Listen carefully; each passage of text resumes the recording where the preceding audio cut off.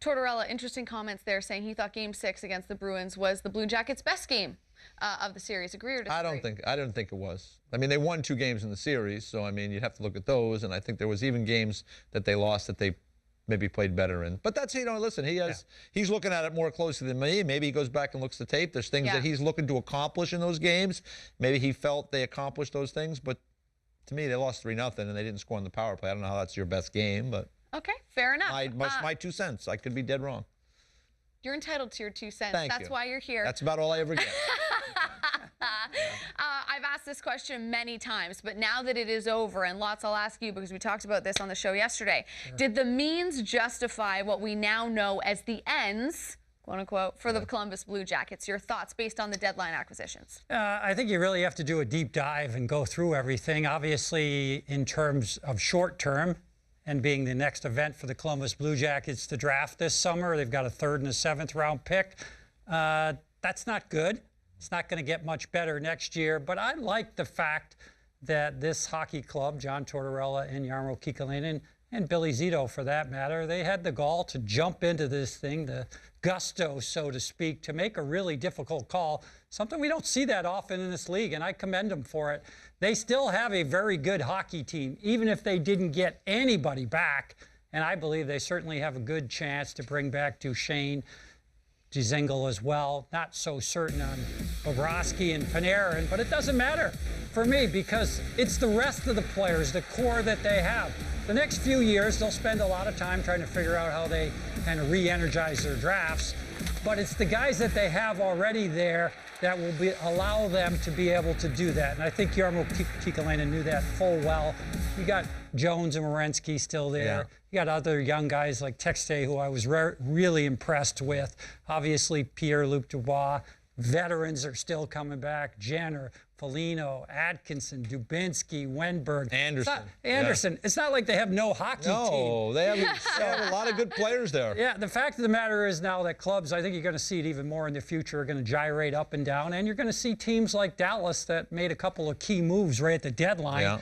And all of a sudden it changed their fortunes. Just adding a Zuccarello and a Ben Lovejoy to the mix, we're able to elevate them to almost make it to the 3rd round.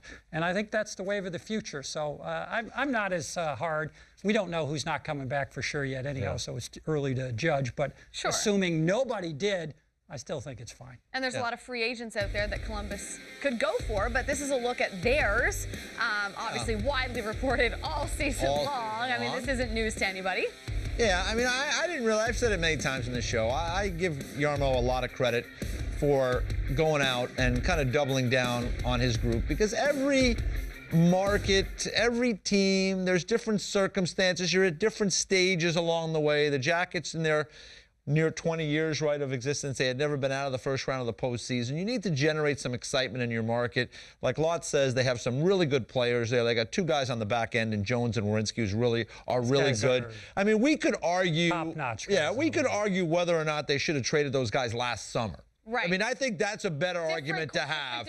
Different debate entirely. But once you made the decision that you were going forward with those guys, I don't think selling them at 10 cents on the dollar at the deadline was going to be helpful. I don't know what market there was for Bobrovsky at all as a goalie, and certainly for Panarin, you wouldn't got near the kind of return that you would have got. Now, when you look at a board here of what they gave up. I mean, yeah, it's substantial when you look at, the numbers.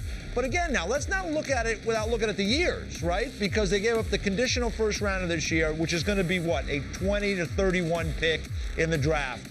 They've got good young players there, so they can afford to give that up. They're only going to have a 3rd and 7th year, so that's not great for them. But they didn't, in these trades, give up a lot of high-end prospects. They gave up middling prospects. 2020, they'll be without the first rounder if they re-sign Matt Duchene. So think about this. If you re-sign Matt Duchene, you're trading him for a first-round pick, which, again, could be a back-end first-round pick. Maybe not a bad exchange. You have those second-rounders in there. Those are currency. You might be able to get those back over time as things unfold. So for me, and I've said it all along, I just think that Jarmo did the best. I was really impressed with what he did at the deadline. It didn't work out at the end. They lose to Boston in the 2nd round. But the good news for the Bruins is the teams that beat the Blue Jackets have gone on to win the Cup in each of the last 2 years. Yeah. So, you know, the Blue Jackets, it's unfortunate they run into some good teams, and maybe the Bruins will win the Cup this year. We will see. But I think, given the circumstances of going into the year with these players, I think they made a right move. And there's something to be said for Jarmo Kekalainen having to play a hand, so to speak, that everybody knew what was in it. Everybody knew Jarmo Kekalainen's situation, right? So that's a difficult hand to play to, you know, keep the metaphor going. No, listen, I talked to him after the trade deadline at the GM meeting, and we had a little bit of a chat down there by the water at Boca Raton. And, like, you know, sounds terrible. And I was asking, it was awful. It was awful. That Tiki Bar is a terrible place to be.